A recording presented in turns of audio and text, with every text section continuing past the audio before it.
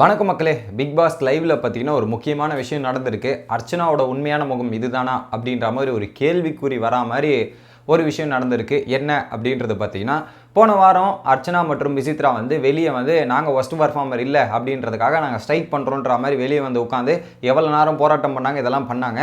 But night ma'am நம்ம உள்ளே போய் ஜெயிலில் தூங்கிடலாம் அப்படின்ற மாதிரி விசித்ரா கிட்ட ரெக்வஸ்ட் பண்ணாங்க. விசித்ரா மேம் நம்ம பொறுமையாக போகலாம் அப்படின்றத சொல்லிட்டு அது லேட்டாக போயிட்டு ஒரு 3 மணிக்கு மேலே ஜெயிலுக்கு போனாங்க. இப்போ என்ன ஆச்சுன்னு பார்த்தீங்கன்னா, கார்டன் ஏரியாவில் உட்காந்து பேசிகிட்டு இருக்கும்போது தினேஷ், கூல் சுரேஷ் மற்றும் நிக்சன் உட்காந்து பேசிகிட்டு இருக்கும்போது இந்த விஷயத்தை பற்றி ஒரு விஷயத்தை சொல்கிறாங்க. ஸோ நான் அப்பயே சொன்னேன் விசித்ரா மேம் கிட்ட, நம்ம ஜெயிலுக்கு போயிடலாம் மேம், இதெல்லாம் போயிடலான்னு அப்படின்னு சொன்னேன். அவங்க தான் வர முடியாதுன்னாங்க. ஸோ எனக்கு தனியாக போய் அந்த ரூமில் போய் தனியாக சுற்றி படுக்கிறதுக்குலாம் எனக்கு ரொம்ப கஷ்டம், எனக்கு பயமாக இருக்கும், நான் செத்தே போயிடுவேன் அப்படின்ற மாதிரி ஒரு விஷயத்தை சொன்ன உடனே நிக்சன் கேள்வி கேட்குறார்.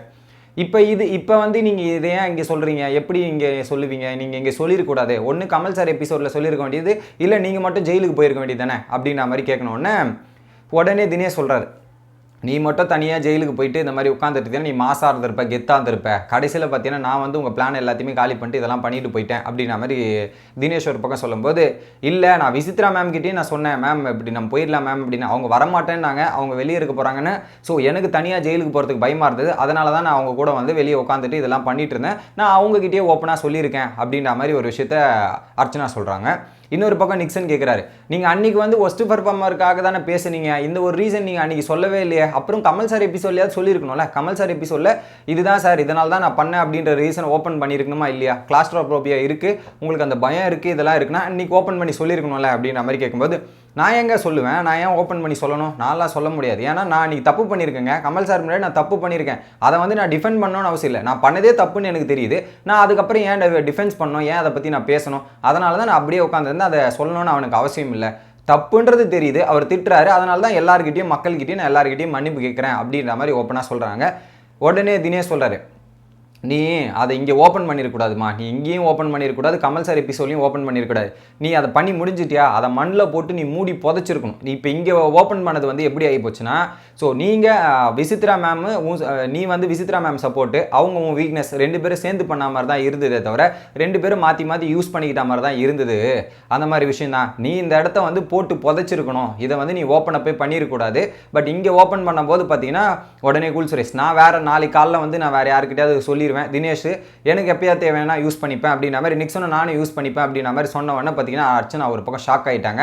ஸோ நீங்கள் அவங்க பேச்சு கேட்டு தான் வெளியே வந்தீங்கன்னும் போது, இல்லை நான் அவங்க பேச்சு கேட்டுலாம் வரல, ஸோ நானாக தான் வந்தேன், அதில் எனக்கும் பங்கு இருக்குது, பட் என்னோட ரீசன் இது, நான் ஜெயிலுக்கு போவேன்னா எனக்கு அந்த கிளாஸ்ட்ரோபோபியா தனியாக போனால் எனக்கு இருட்டை பார்த்துலாம் இருக்க முடியாது, எனக்கு ஜுரம் வந்தாலே பார்த்தீங்கன்னா எனக்கு ஹாஸ்பிட்டலில் இந்த மாதிரி போயிட்டு அந்த மந்திரிச்சு எடுத்துகிட்டு வராங்க, அந்த பேய் பயம்லாம் இருக்குது, அதனால தான் நான் இப்படி பண்ணேன் அப்படின்ற மாதிரி சொன்னாங்க. எனக்கு அவங்களோட துணை தேவைப்படுது, துணை இருந்தால் நான் போயிருப்பேன் அப்படின்ற மாதிரி ஒரு பக்கம் அர்ச்சனாவோட பாயிண்டாக இருக்குது. இன்னொரு பக்கம் நீங்கள் இங்கே சொன்னது தப்பு, இங்கே நீ யாருக்கு முன்னாடி சொல்லியிருந்தாலுமே தப்பு, இதை நீங்கள் மூடி மறைச்சிருக்கணும், இல்லை கமல் சார் எபிசோட்லையும் சொல்லியிருக்கணும், அங்கேயும் சொல்லாமல் இங்கே சொல்கிறது இது நியாயமாக படலை அப்படின்ற மாதிரி நிக்சனோட வாதமும் இருக்குது.